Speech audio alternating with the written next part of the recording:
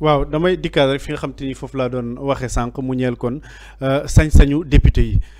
laaj bi ma doon posé mooy est-ce que ñoom am nañ sañ-sañ ni dañuy boycotter benn activité gouvernement bi pourquoi may laaj loolu mooy ñoom dañu nekk nit ñoo xam dañ leen di woowee ndawi askan bi ay nit la ñoo xam te ni forcé wuñu ci kenn fonction amul kenn koo xam te ni ci député yi Sénégal yi fekk nañ la fi ñu toog ñu forcé na la dañu bëgg nga nekk suñu représentant à l'hémicycle amu ci ñoom ñoo dem déposer seen caution déposer seen candidature dem def campagne wër Sénégal yi ne leen dañu bëgg a nekk seen i ndaw ci pencum ndawu réew ma donc def seen campagne ñu fal leen donc loolu mooy li nga xam te ni moom moo xew donc ñu fal leen ñu ne ñu dañ ñuy représenter bu fi gouvernement bi waree ñëw wala bu ñu fekkee am nañ ay ñaxtu yoo xam te ni dañu ko war a yëkkati ñoom dinañu jël ñaxtu yooyu jébbal ko gouvernement bi am njiit di le premier ministre war a ñëw assemblée nationale pour des raisons politiques ñu ne dañ koy boycotter est-ce que am nañ ci sañ-sañ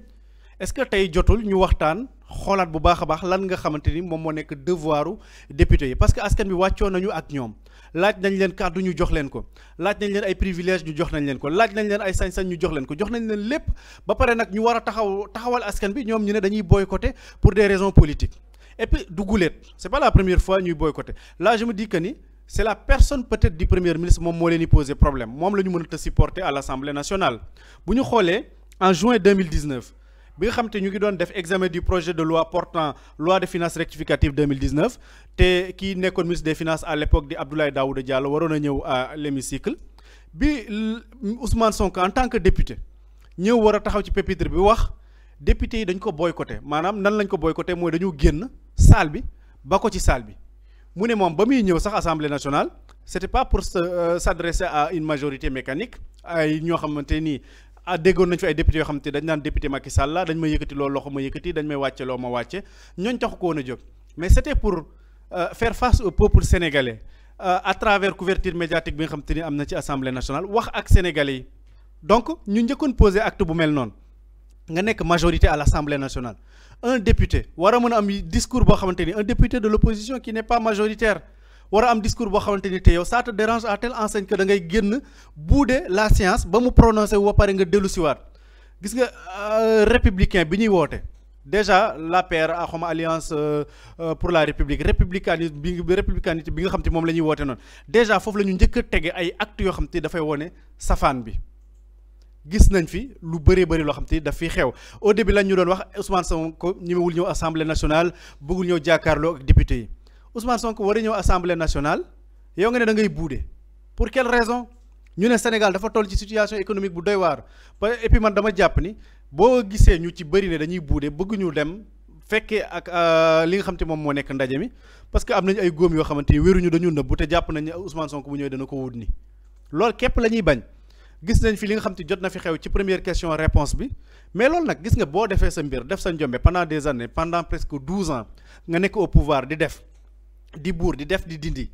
waruloo bañ nag tey bu assumer ay responsabilités jotee nga ñëw assumer ko waruloo bañ ñi nga xam te da nga demoon ne leen dama leen di représenter ci kanamu gouvernement bi bu gouvernement bi ñëwee nga toog wax li nga xam te moom moo nekk les doléances wax li nga xam te moom nga leen war a représenter parce que ñoom ñëpp ku ci nekk am nga ay askan ñoo xam te sénégalais bu dee benn la wala ñaar yow la ñu yaakaar nga porter seen voix à l'Assemblée nationale donc ñoom ñi nga xam te ñoom ñoo la jox tout ce que t'as comme privilège ak yooyu noonu nga war leen ne doo leen layul parce que tout simplement pour des raisons politiques wala da ngay bañ ñu xaawi sa sutura wala da ngay bañ ñu dikkaat ci ay jëf yoo xam te def nga fi c'est pas normal c'est pas du tout normal et puis loolu nekk na loo xam te war nañu ko xoolaat député war nañu xoolaat seen bopp ay représentants ay ndawi askan bi la ñuy woowee seen bopp. faut que ñu représenter leen pleinement.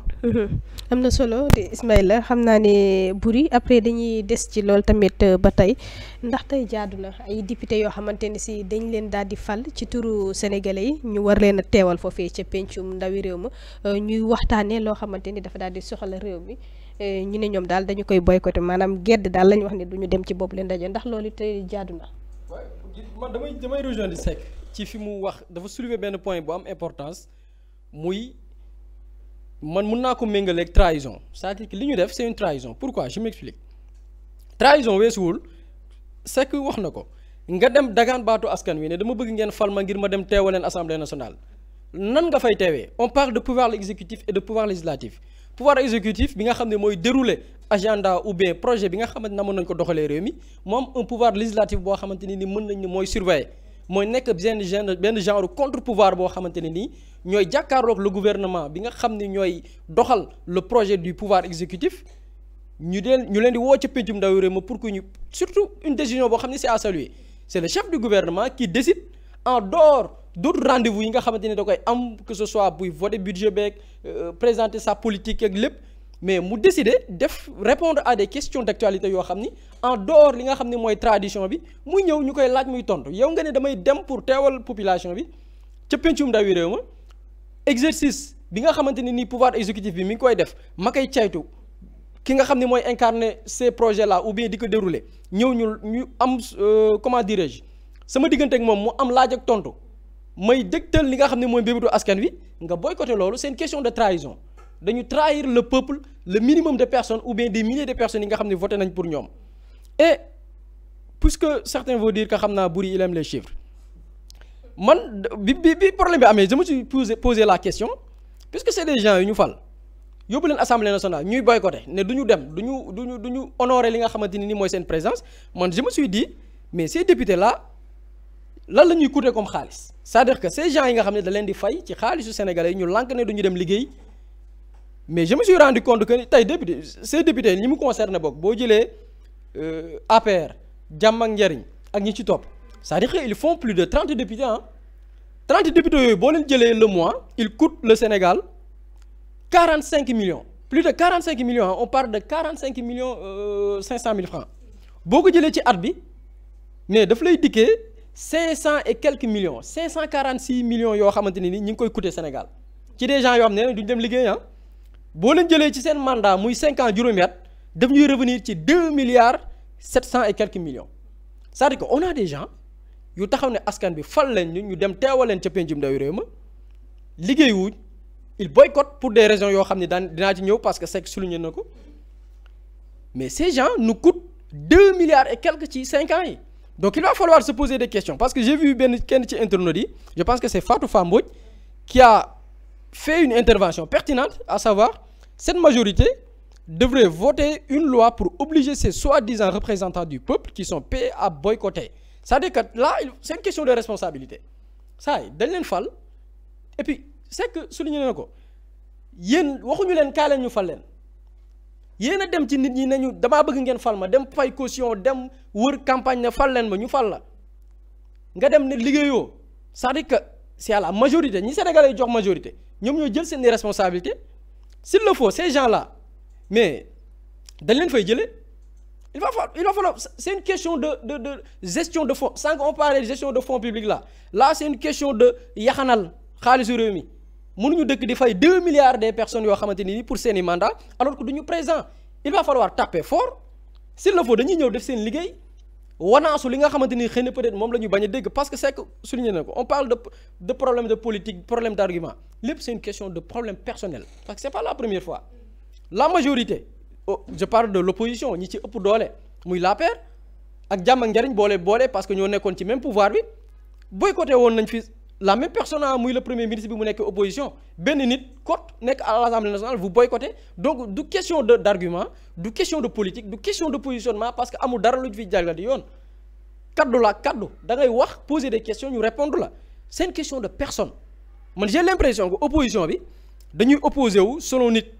selon ay jëmm jéggi na politique tey boo xoolee li fi xewoon Sénégal li fi amoon les événements de 2021 2024 ñi fi dee ñi fi gaañu emprisonnement yi lépp c'est une question de haine question de mbañeel Baye Ndongo wax na cité na kenn ci opposants yi tey quand on parle de Thierno Alassane Sall yaa ngi wax Baye Ndongo souligné na ñi mu doon xarab démb ak bërki démb tey ñoom la lëkkalool nekk ci même décor toog au calme sans aucun problème ñenn ñi sax gis naa sans commencé nañ ko voir ci réseaux sociaux yi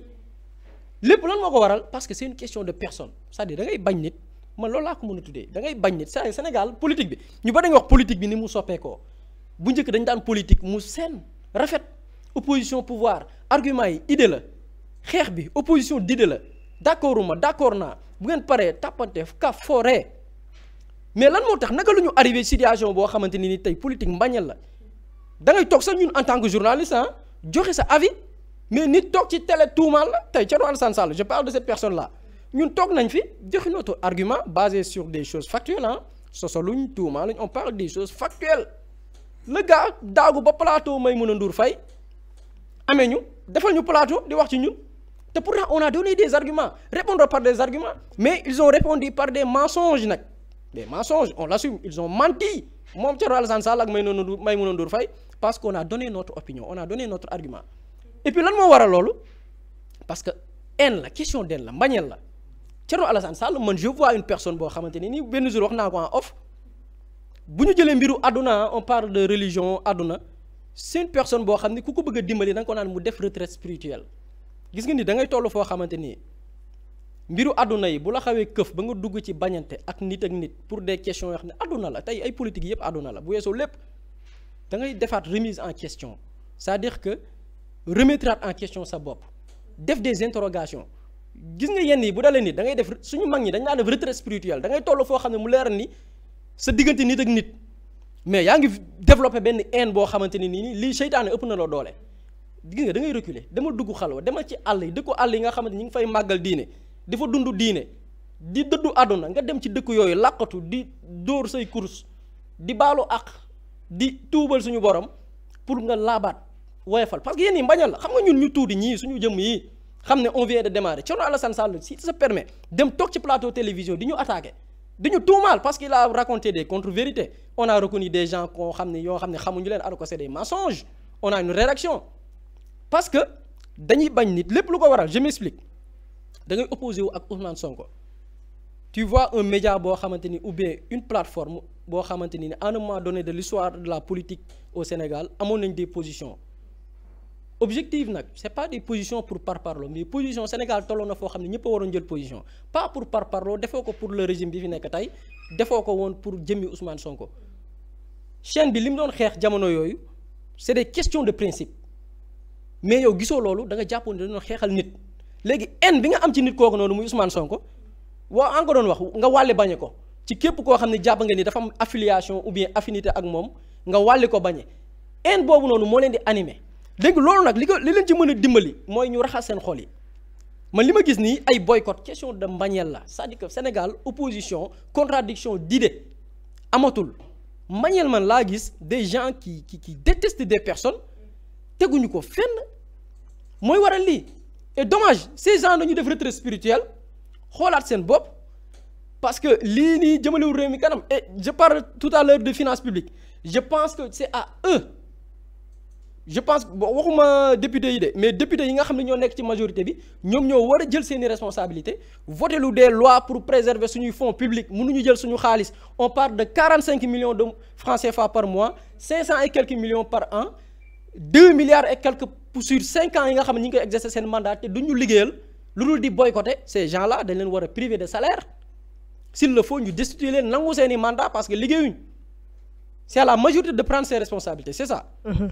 mel ni ak réew mi fi mu toll Ismaïla amuñu jot di yàq xaalis fi toll noonu ayca waaye li ma bëgg tamit Ismaïla nga dikkaat ci moom moo di est-ce que tamit lay yi ñu lay tegu na parce que ndaje bu mujj bi Ousmane Sonko nekkoon foofee ci pencum ndawi réew ma nekkutoon huis clos public la woon ñëpp di seetaan yi fi en direct ñoom nag nee nañ ilimaani jëwriñ saa yu ñëwee ci pencum ndawi réew ma du tontu ci li soxal sénégalais waaye da koy xool li ko neex muy tontu ci loolu ndax loolu tamit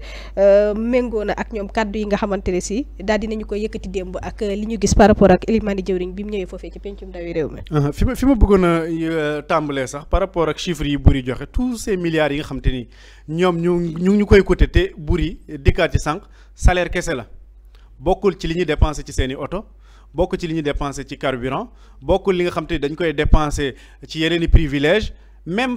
budget fonctionnement assemblée nationale li ñuy dépensé en énergie et tout ça ça nous coûte énormément de milliards yooyu ci sama yaay biy jaay jën ci marché bi ñu di ko dagg 200 francs wala 300 francs par jour ci lañ koy jëlee ci maire biy jaay taabal ci mbedd bi di am peut-être 1500 francs de recette par jour ñu di ko dagg 200 francs wala 300 francs juuti par jour ci moom lañ koy jëlee et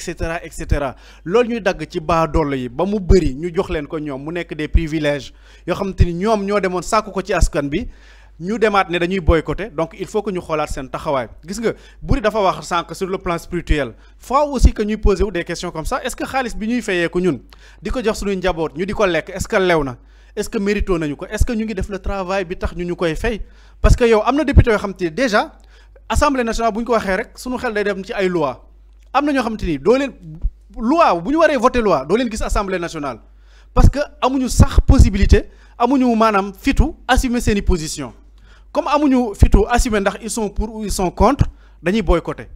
bu ñu ñëwee dañu war a voter loi sàngam ak yooyu doo leen gis doo gis seen takk ndeer biir assemblée nationale donc ça c'est problématique boo demee ba laaj baatu askan bi war a exprimer wu à travers yow ñu di war a voter des lois yoo xam te ay lois yu am solo lay doon pour la vie de la nation ngay boycotter à chaque fois kenn du la gis war nañu poser waat des questions il faut mériter le salaire qu'on gagne li ngay jox sa njaboot dafa war a lew loolu faaw ñu waxaat ko et puis gis nga le problème mooy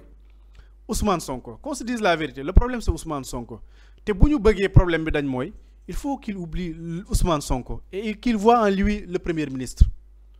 Ousmane Sonko nañ ko fàtte te xam ne ki ñuy jàkkaarloo Assemblée nationale c'est le premier ministre de tous les Sénégalais c'est le premier ministre de la République du Sénégal gis nga ni ñu accepté que le président de la République Bassirou Diomaye Diakhar Faye ce n'est plus un militant de PASTEF ce n'est plus le secrétaire général du parti PASTEF toutes ces colorations politiques ak yooyu noonu on voit en lui le président de la République buy wax ñu di ko déglu en tant que le père de la nation